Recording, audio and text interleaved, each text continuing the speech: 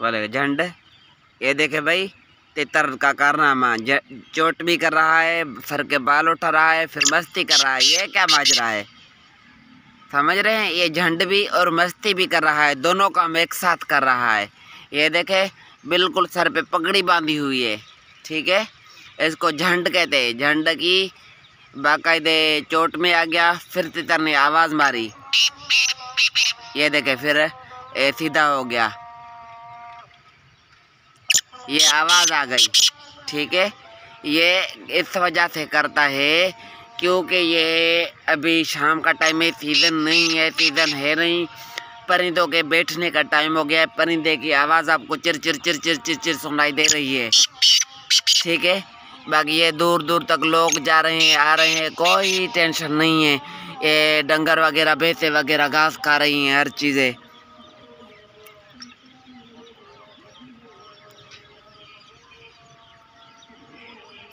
इसको चोट नहीं बोलते। काफ़ी दोस्त इस बात पे परेशान हो जाते हैं कि ये मेरा तितर चोट करता है, फिर मस्ती करता है, फिर आवाज़ करता है, चोट करता है। ये इसी वजह से किसी कोई ना कोई चीज़ देख के तितर जो है सो चोट में आ जाते हैं।